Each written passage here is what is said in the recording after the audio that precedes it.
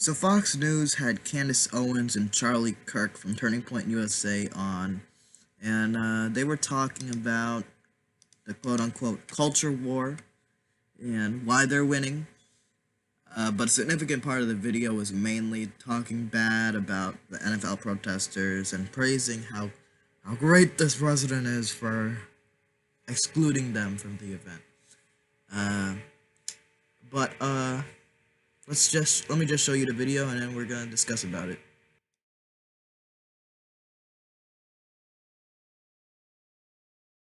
So what do you think about the president pulling the plug on the Super Bowl winners showing up at the White House? Apparently, according to the NFL Network, only one football player was going to show up, and that was the quarterback, Nick Foles. Charlie, you're first.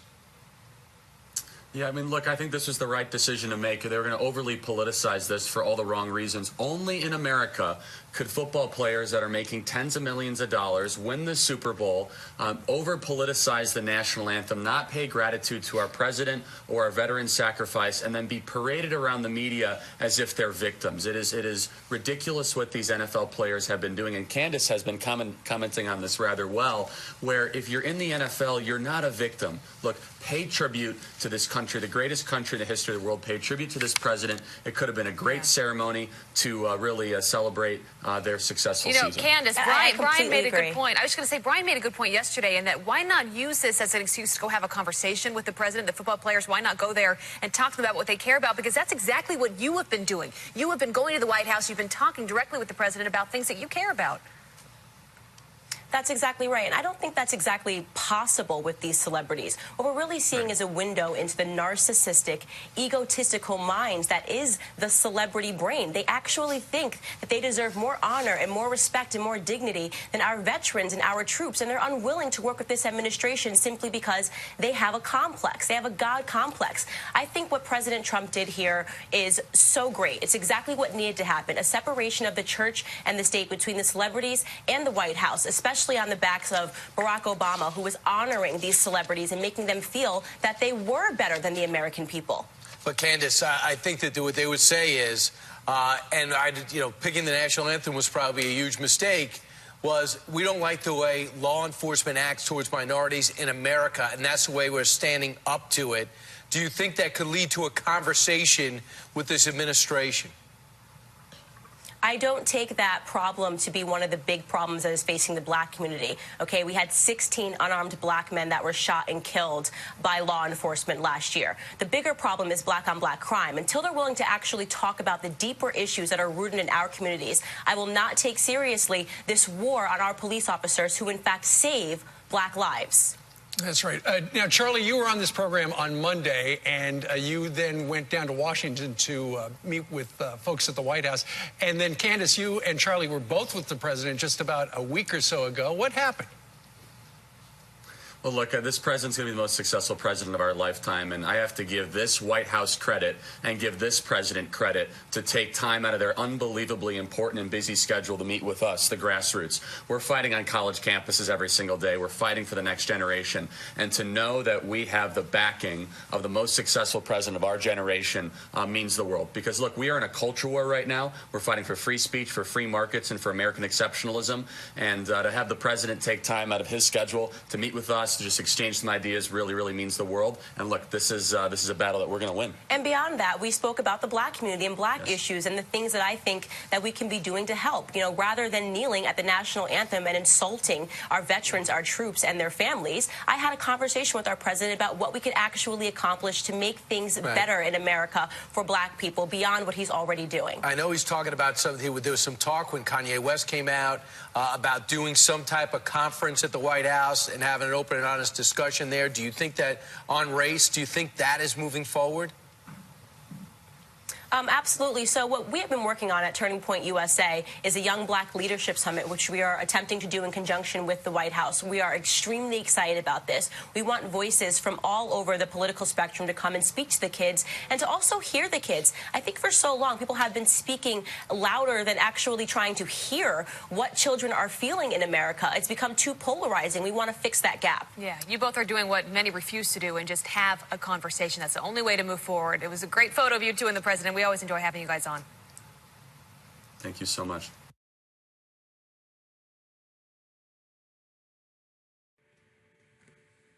So I wrote down some points of what I wanted to talk about from that video, and so let's get right into it.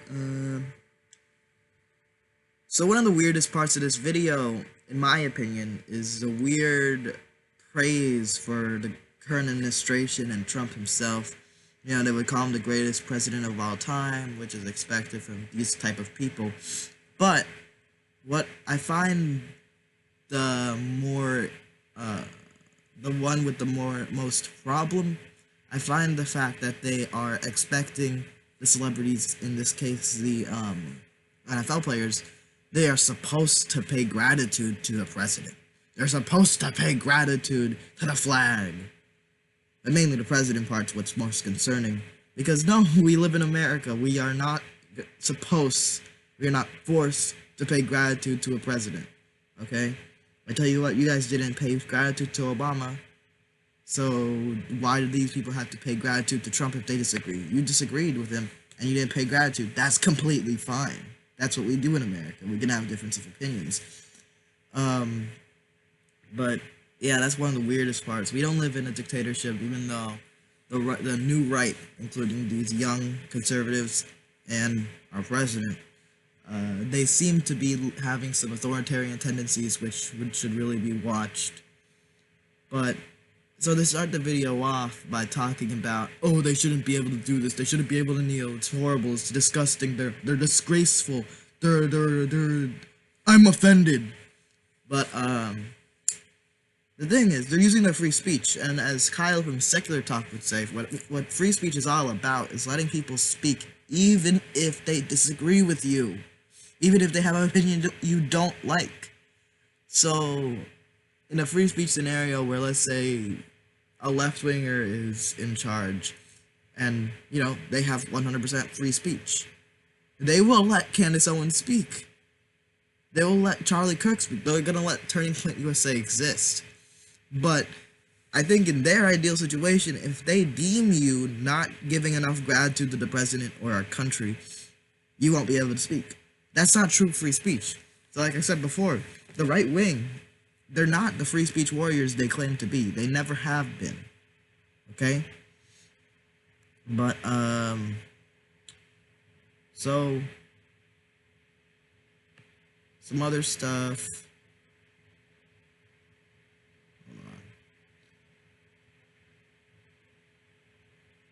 So yeah, they went. So Candace Owens started talking. Oh, before Candace Owens started talking, you know, Charlie Kirk was throwing around the word victim. The NFL players think they're victims. The media is saying they're victims. I honestly don't see too much of that. They are peacefully protesting on issues they think are important, that they believe are facing the black community. Obviously, Candace Owens doesn't agree with them. But is Candace Owens the only black person? No.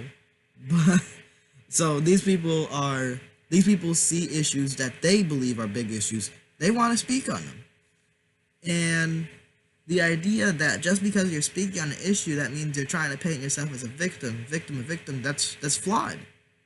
Because not every time someone is saying something that's wrong, that there's something wrong in society that should be fixed, that doesn't mean they're trying to get everybody to have sympathy for them. That just means they're trying to talk about an issue. So, to continue on, Candace Owens started talking about celebrities, which is her big shtick. You know, she loves to talk about the problem with liberal celebrities. Oh, how dare they talk in their award shows about issues. Oh, disgusting. But then she goes around walking with Kanye West, you know, trying to go on. Did she go on InfoWars with Kanye West? I'm not even too sure about that. But, you know, she loves Kanye West. He's so woke. And the only reason why she's, like, buddying around with Kanye West is because he's a celebrity. And not to mention the fact that the Republicans, they're the president. They have two presidents that were celebrities. And Donald Trump is the biggest example of this. He had a TV show. He was famous. And because he had that fame, he had name recognition, he was able to go around, crush the Republican primaries, and win the election overall, because he had a horrible Democratic candidate. But yes, that's a celebrity. And before Donald Trump was running for president, He was another celebrity talking about politics. But Candace Owens never had a problem with Donald Trump talking about politics. Candace Owens doesn't have a problem now with Kanye West talking about politics. When she talks about a God complex, look at Donald Trump. Are you kidding me? This guy has so much of a God complex that he's just felt, oh, I have a political opinion, so I'm just gonna run for president. I'm just gonna run for president. But you know, you notice the trend of they have a similar opinion and they agree with me and they're celebrities. They're celebrities, but they have my same opinion, so I don't have a problem with them. Meanwhile, Candace Owens goes on PragerU, the fake university, and makes a video called "Celebrities, We Don't Care About Your Opinions or Your Feelings." You gotta see the hypocrisy there, and this is so common with these, with political commentators overall, this constant hypocrisy. But so they started talking about black issues with Candace. When it comes to black issues, Colin Kaepernick, so she was pretty much painting a picture as, oh, these guys do nothing but complain about black issues that aren't even real because I don't think they're real. I don't have experience with them. But, you know, look at the bigger picture. Look at what Colin Kaepernick does. You know, there seems to be the idea that everyone's just jumping on this bandwagon, quote unquote, because there's something to gain. There's nothing to gain. No one picked up Colin Kaepernick this entire season, this football season. Colin Kaepernick is not on a team because he was willing to speak on what he believes is important. And he clearly shows he is passionate about issues facing the black community. Look at what he's doing with his money. He's donating, I believe, at least thousands, tens of thousands of dollars, maybe over $1 million. I think I've heard the million number somewhere, but I'm not too sure. But he's been donating a large amount of money to help people in the black community and in poorer communities get up there, get opportunity, and succeed. So you see that's so Candace Owens made the claim that, oh, black on black crime, that's the issues facing the black community. So you know what, one of the good things would be is better funding for public schools to ensure that no matter where you are in this country, you can go to a decent school so you have a decent jump start in life. That's the whole point of a public school. There's always the right wing that's kind of crushing the public school system. But these right wingers, they never talk about how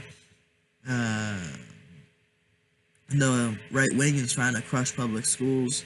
In fact, they support the crushing of public schools. They support the charter schools, all that kind of stuff. They got Betsy DeVos as Secretary of Education, who has no real education experience besides donating money.